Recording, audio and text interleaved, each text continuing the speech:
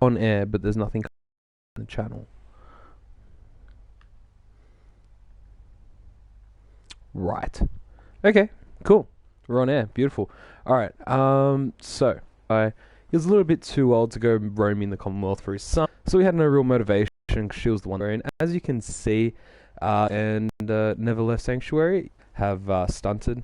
Well, sorry, create power because I wanted to be a little bit realistic about things, and I've got windmills because if you never leave Sanctuary, you're not going to have an unlimited supply of diesel. So we've got windmills powering our, and that's connected up to our recruitment radio beacon, which is a little bit unrealistic if I turn that off. Nevertheless, we're never turning that off anyway, so it doesn't matter. In here, we've got a little room, which was really bad. I've done this challenge a few times, and when I was building this room, I was like, I can't be fucked. So we've got a whole bunch of sleeping bags, which I can't use because the game glitched, and it's like, you can't use this because someone else is using this. And it happened on my bed, and I was like, you gotta be kidding me. Oi, that's not how you meant to use it. I had nothing for him to do, so I just chucked him in there. So yeah, that's the little sleeping room. That's the town full. We got some defense structures around the place, and what I might actually do is just help our defense rating a little bit. Not that it really matters. Yeah, it would be sore. But yeah, so that's the sleeping quarters. That's where the power comes from. This is the main guard post where a guard normally sort of rotates around. Yeah, he's still assigned to it. Weird. And up here, we've got the main house where all the building stuff is. On the way there, you can see we've got a full garden. Surprisingly, not everything's regenerating anymore. It's kind of bits and pieces, but those have generated. I don't know what's up with that. Normally, it's quite consistent and everything respawns. So that's really weird. Right, so this is our garden. You start off with gourd and melon, so that's basically all I've planted. I have decided not to spam planting, just because it can be a little bit annoying. You know, you'll fill up the entire of Sanctuary with melons and gourd. Like, you'll get to like 300-400 before you even, start getting to a decent level. So I've got some razor wheat, razor grain, whatever, gourd, melon, and I've had a settler come in with some mut fruit, which, finally. In my first attempt to do this, I got a whole heap of corn, carrot, and mut fruit, everything I needed to make adhesive from one of the settlers that rocked up, but not this playthrough. We've got the chemistry station, we've got a little radio for them to work to, scavenging station, which I've stopped using, weapons workbench, all the stuff that just kind of comes with it. And as you can see, I haven't stripped out Sanctuary for two reasons. The first reason is, if I were to rebuild any of this furniture, it would cost me more than what I'd get if I scrapped it all. And I also like the fact that there is, pooping by candlelight and a reasonably functional bathroom. And all the houses are sort of already semi-furnished, if not, post-destruction. But I didn't really want to strip everything, and I kind of wanted to do something with this room in here. So I started stripping things out, but then decided not to. Anyway, there was a half thought to strip it out. Then I was like, nah, I want to do something with it. So yeah, there you go. Sleeping, power generation, guard station, farm, workbenches for breaking things down, my house, which has nothing in it. And what's over here? So this is the start of a little makeshift settler killer, but I've recently read that if your settlers kill each other, then it affects your happiness. So that's never good. I'm not aiming for 100% happiness. I'm just aiming to not lose my mind playing this game, but whatever. I still don't want them unhappy. So this is my little glass cubby house. I built this as my own little retreat away from my settlers, and we've got a 2-switch thing. I could have been fancy with logic gates, but that's too much hassle. So when I walk in, I can close the doors to prevent settlers coming in and knocking things over. So I've got a toaster, a coffee cup, and a coffee pot for the comforts of home. I'm unfortunately slowly killing myself with a diesel power generator in here, but I couldn't fit a windmill and I wasn't bothered.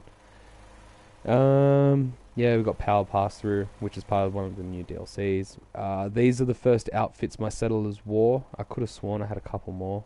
but whatever. There's like a nostalgia display.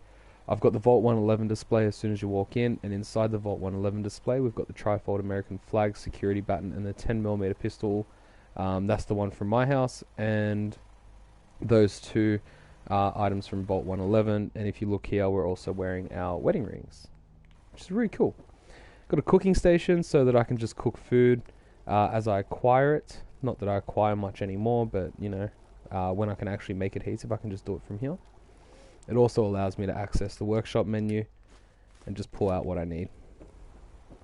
Got a little foot locker for dumping everything, and because I don't carry much, I can literally just dump it all in there from the everything menu. We had a night on the Nuka-Cola and left a couple bottles out. We got a magazine for light reading, some cigars because I like to smoke, and an ashtray because there's not much, better to do. Got a little radio for Diamond City, which I scavenged from one of the houses, and a bed with a pillow to sleep in. You'll also notice we've got Sean's crib here. So that takes me through to how the fuck do you do this challenge? And this is honestly the hardest part of the game. So what I'll normally do, I've got Sean's tricycle as well. So what I sort of do is I'll play this game while I'm working. So like I work in IT, so obviously I've got a lot of stuff happening. So when I'm waiting for the game, I'm doing work, and when I'm waiting for my work, I'm sort of playing the game. So what I kind of do to pass time is I'll just sit in a chair, and this is where I'm glad wait times don't affect your produce really. I know a lot of people were saying that wait times will not affect your water purification, that you can't just sleep for 8 hours, return and grab things, but what I'm finding is that you really can. You might not get the vast amount that you want, but it still happens. I really need to move this coffee table. So what I'll do is I'll sleep at about 10 p.m. Not that it really matters, just shit I come up with in my head. So I'll sleep at about 10 p.m. for 10 hours. That will get me through to about 8 a.m. It should take 8 seconds, but for some reason it takes longer. Maybe that was just my computer with Skyrim. Who knows? That'll get me through to 8 a.m. And at the crack of dawn, when I'm fully rested, I'll leave my glass display case, and I'll walk down past the farm just to double check on it. Everyone's still working, and see if the produce is back, but nothing's ever there. Just double check. No, I just wanted to see something. Anyway. So walk up here, past the ever useful Codsworth. It just stands there and does nothing. As you can see, we did get attacked by ghouls, so that was really good early on in the game. I had to run to my machine guns to chop them down. Then I realized that the machine guns took all my XP from me, so then I gunned them all down myself. I reloaded the save and gunned them down myself. And when your town gets attacked, it's not like in this sort of way of playing. When your town gets attacked, you're not like, oh no, oh this is so annoying. It's like fucking finally something to do. Because otherwise you're seriously just standing up here seeing what you can throw and how far. I've even set up a game. I don't think I've done it here. Yeah, I probably have. Set up a game where you get tires and throw them into the bucket if you can. Because you can literally just grab a tire and then... Oh, so close. Anyway, so this is Vault 111. I don't know if the rules allow you to go into Vault 111, but I have done just to catch some, collect some sort of junk that I missed the first time through. And because I've got nothing better to do with my life, I always double check these for no reason whatsoever, even though I know they're empty. But we do have, over in this room over here, we do have a chair. Now this is the most exciting part of how I play, is I sit in this chair with my dead friend's skeleton. I go 24 hours and I sit and I wait and wait and wait and wait a little bit more. But the most I do is wait. And this is why I say I do like a few things at once. So if I'm sitting here waiting, I'll be, I'll wait for like a weekend game and I'll be doing stuff on the computer, like all my work and stuff. So I'll just sit and I'll build build a new node, or I'll sit and I'll reply to some support tickets, or I'll do the odd things. But you literally just sit and you wait. And the reason why you can't Vault 111 and sit and wait is because your farm needs to be out of your vision. Oh, look, Radstorm.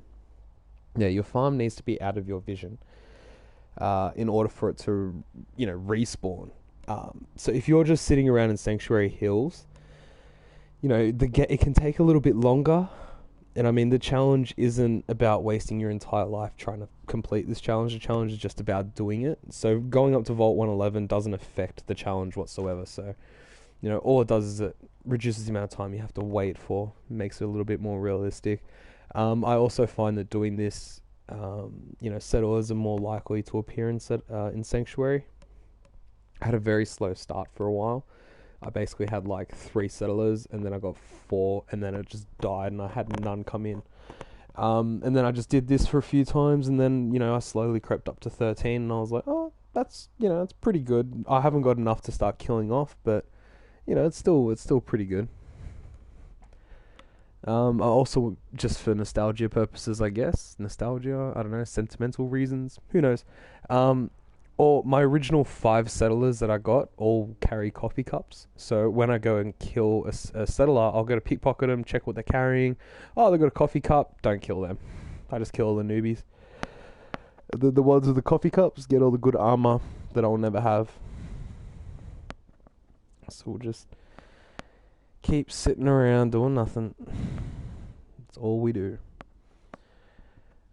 But the good thing about this is if you play if you play this game normally, and you run around and you do this and you do that, you'll come back and half your farm might load and all that sort of stuff. You'll almost always get your 400 purified water, from your water purifier farm, and you'll almost always get your set amount of produce. But when you go to handpick things in the garden, it's not fully reloaded. I'm finding if, in this sort of style of play where you just never leave Sanctuary Hills, it does fully load the farm. So that's always good. And I don't know if this is how other people have played the game. I honestly, I haven't seen videos describing how they've done it. There's only been the one guy who's never played Fallout before in his life, and he decided to do this challenge, and I was like, oh, it was hard to watch. It was painful. It was like dragging nails down a blackboard. I don't know. He was painful. I'm sure there are things I do that are painful, but he was, I was like, I can't watch this guy. And because he wasn't a pro Fallout 4 player, if that's even a thing, it was just, it wasn't helpful. And a few other guys have shown that they've done it, but no one's shown how. So that's kind of what I wanted to capture. So after I finish waiting around, I'll just come back up to Sanctuary. Go back to me farm. And lo and behold, all my produce is back. So we can literally just go through and collect all of the things. The crops are coming in pretty good, actually.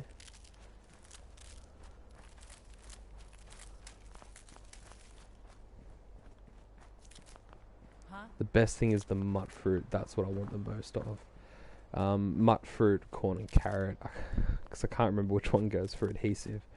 And I'm making plenty of purified water, so that makes me happy. Razor grain's so good.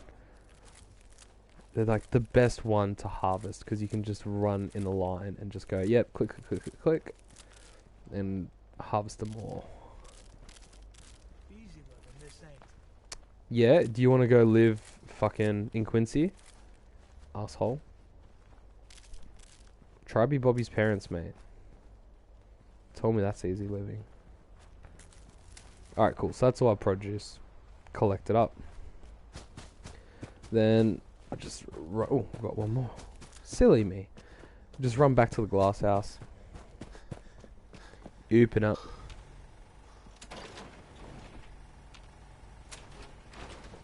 And check out here. So in one foul swoop of the garden, we've got 16 planted gourd, 29 planted melon, 4 planted mut fruit, and 15 planted razor grain. And then when we combine that with... oh, we don't. Because there's none there. Because I collected it earlier like an idiot. And I've broken broken the system. No, well, you get the idea. That's the sort of basic thing. Like this. Okay, this isn't a glamorous sort of way to play, but it's definitely a way to play, and it's actually pretty practical. So as you can see, over time I've collected 333 gourds, and I know some math geeks are going to sit there and work out how many times I've gone and collected my farm, but whatever. 365 melons, 4 mut fruits because I only just got the mut fruit. Got 190 purified water. What else? And 72 razor grain because again I've only sort of just recently got those things. But you kind of just build these up until you got enough caps to start a shop. So this is where the challenge starts to get interesting, because for me to sort of progress, I need 2 things. I need to go up in levels, and I need to be able to build a shop. So I need to be level 14, I believe. So what I need to do is I need to go to local leader and I need to get that up to level 2. That will allow me to build stores, which will allow me to buy supplies that I need. But that's not the beginning. That's not the end of it. That's just making it easier. It's still pretty hard to continue because you've got to get to level 20 and then take over Red Rocket. So to get there, I'm going to need an extra 68 caps, and with that extra 68 caps I can build either a food and drink clinic for 250, sorry I'm going to need 250 caps, or the clothing stand for an extra 68 caps. If I do the clothing stand, the money that they carry isn't that great, but what I'll have to sell isn't going to be worth that much anyway. So that's really handy. So once I get the clothing one, I can grind away at the shop owner for a while, just collecting caps, and then when I've got enough, I'll buy a trader, and then keep grinding the trader, and then eventually get up to a trading emporium after a fair bit of time. But then that's going to require cap collector 2, which I'm pretty sure I can't actually get that. Can I? I was just talking out of my arse then, I think. Cap collector 2. Okay, see, I'm going to get the emporiums when I take over Red Rocket. So I'll only be able to do level 2 shops. Which sucks, but them's the breaks. Beautiful. So that's the sort of roadmap, I guess. The roadmap is getting to level 14 so that I can build my first shop, and then getting up to level 20 so I can take over Red Rocket. I also really need to have a settler come in with, a carrot or a corn or whatever it is. That way I can start building starch.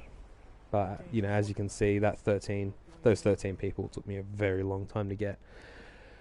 So what I'll do is I'll do a periodic update on this, just to show you guys what's been happening in the settlement. So far, nothing, no deaths, only 1 raid, and that's it. And just to kind of prove to you guys what's going on, I've only got the 1 quest to investigate Concord.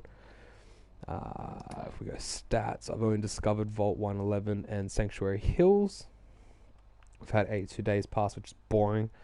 As you can see, I've waited for over 1,000 hours. I've only collected 132 caps. Surprisingly, 2,271 items are junk collected, which is a bit of a shock. I don't know where the 20 chests were, but I'm assuming that takes into account containers. Just the 1 magazine found. Haven't taken any Rad-X or Stim packs because I haven't needed to. No other chems or fusion cores used because I don't have any fusion cores, and I don't need the chems. I haven't killed anyone, but I've killed a few creatures and animals. I don't know what the animals were. It probably was the time I went around the edges of Sanctuary Hills and shot a couple dogs. The rest of it, seriously, nothing interesting's happened in the game. No crafting, just plants being harvested. And if we go into the map, you can see I haven't left Sanctuary Hills at all. Whoa, what?